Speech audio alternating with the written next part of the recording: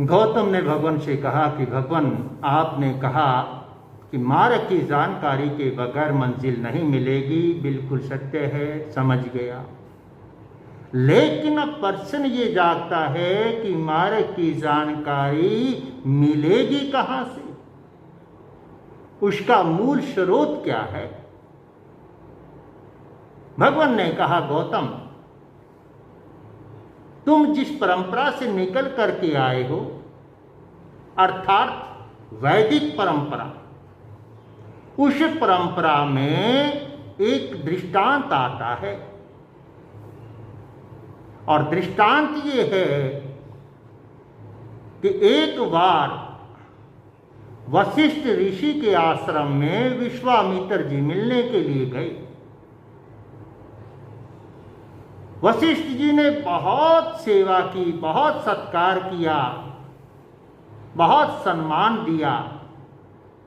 कुछ समय साथ रहे, फिर विश्वामित्र जी चलने लगे तो वशिष्ठ ऋषि ने उनको दक्षिणा स्वरूप अपने 1000 वर्ष का तप दक्षिणा में दिया।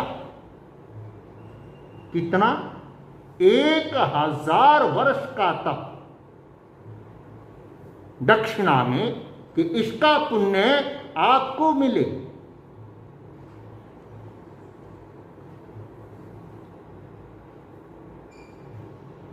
कुछ समय गुजरा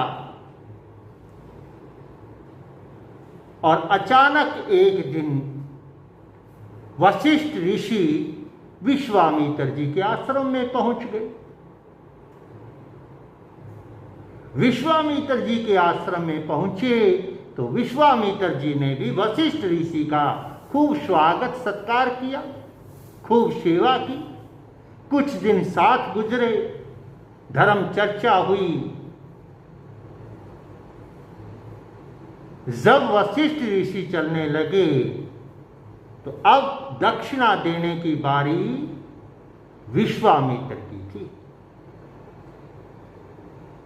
विश्वामित्र ने उनको दक्षिणा स्वरूप अपना 1 दिन के सत्संग का पुण्य दक्षिणा में दान दिया।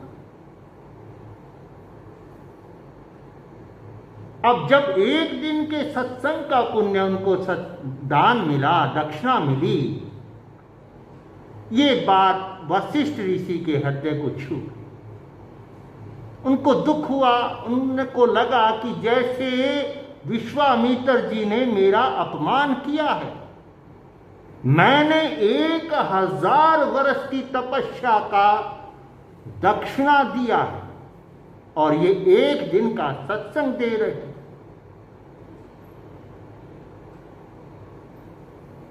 वशिष्ठ ऋषि के मनोभावों को विश्वामित्र जी ने समझ गए कि वशिष्ठ जी उलझ गए हैं।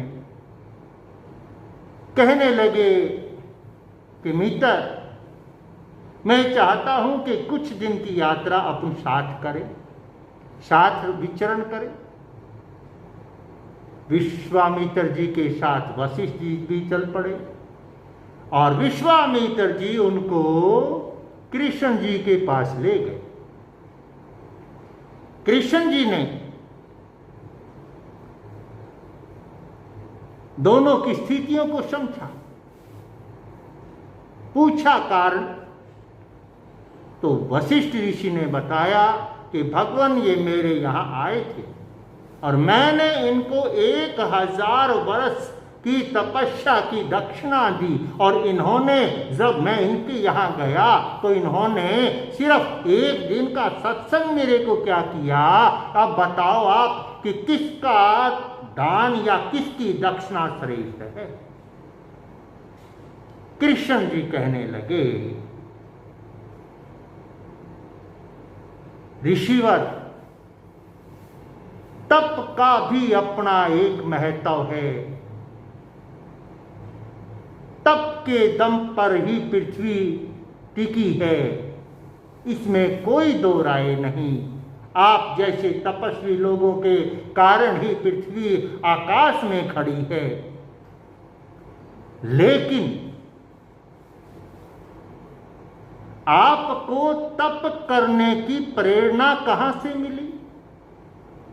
दक्षिणा की प्रेरणा कहां से मिली? साधु संतों के मान सम्मान स्वागत की प्रेरणा कहां से मिली? ये सब सत्संग से मिली। ये सही है, तप का अपना महत्व है, लेकिन सत्संग का महत्व उससे ज्यादा है। गौतम, इसलिए मार्ग की जानकारी के लिए सोचा जानी कल्याणं सोचा जानी पावगम उभयंपि जानी सोचा जंग से अंग तंग समाय रे। गौतम, मार्ग की जानकारी, धर्म की जानकारी, पुण्य की, पाप की, ये सब जानकारियां कहां से मिलेंगी? सुनने से मिलेंगी, सत्संग से मिलेंगी। भगवान, आपकी बात सत्य है। सत्संग से, सुनने से मार्ग की जानकारी मिलेगी। अगर ये बात सत्य है तो सत्संग तो गली गली, नगर नगर, हर जगह हो रहा है।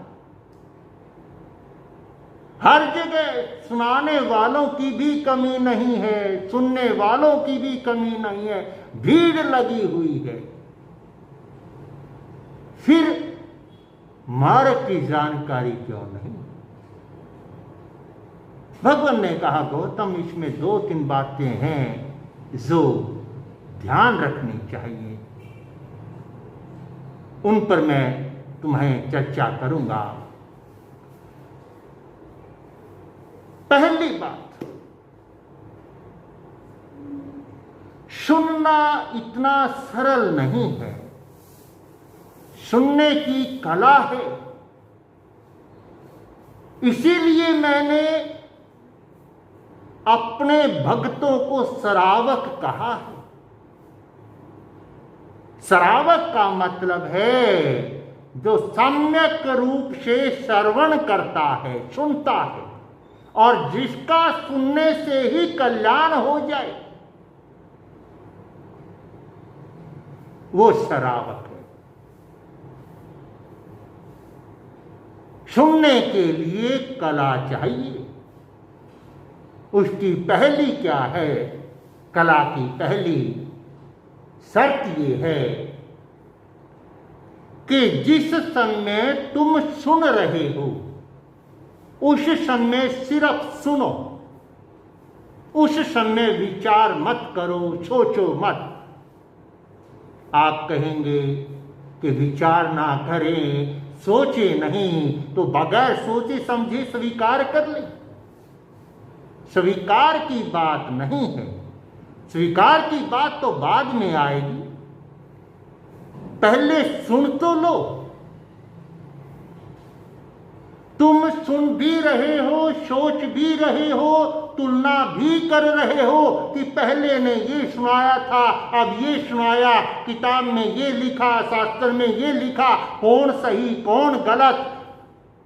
जितनी देर तुम विचार करते रहे, इतनी देर तुम श्रवण नहीं कर पाए, और इतनी देर में बोलने वाला जो बोल गया है, और फिर बाद में जब तुम सुनोगे तो दोनों बातों में क्या आ जाएगा? पहले सिर्फ सुनो, सुनने के बाद खूब विचार करो। कौन मना करता? जब सुनो तब सिर्फ सुनो, जब विचार करो तब सिर्फ विचार करो। लेकिन विचार करने में भी एक बात का ध्यान रखना चाहिए। तुम सही और गलत की पहचान करने के लिए क्या करते हो? विचार, जिसको तुम कहते हो कि विचार करना चाहिए, वो विचार करने का अर्थ क्या है? तुम्हारा विचार करने का अर्थ है कि जो बातें तुमने पहले सुन रखी हैं, या जो बातें तुम्हारी मान्यता में हैं, अगर बात उसके अनुरूप पड़ती है तो तुम कहते हो सही कह रहा है, और यदि बात उसके अनुरूप ना पड़े, विपरीत पड़े, तो तुम कह देते हो कि गलत कह रहा है। एक बात बताओ, एक बात तुमने 20 साल पहले सुनी और एक बात तुम आज सुन रहे हो। वो भी सुनी हुई है लेकिन 20 साल पहले, और ये भी सुन रहे हो लेकिन आज। ना तुम्हें उसका अनुभव है ना तुम्हें इसका अनुभव है कि सत्य वो है या सत्य ये है।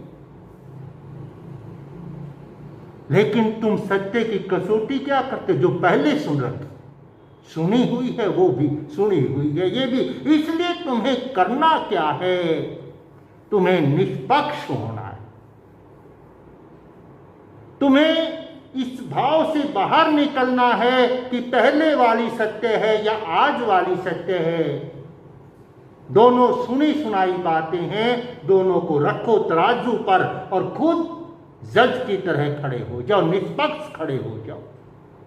और फिर देखो, उसकी बात भी है, अपनी ये बात भी है। फिर दोनों को जब तुम देखोगे, तुलना करोगे पक्ष छोड़ करके, तो तुम्हें सोचना नहीं पड़ेगा। तुम्हें साफ दिखाई देगा कि ये सही है और ये गलत है। ये सम्यक श्रवण का परिणाम है।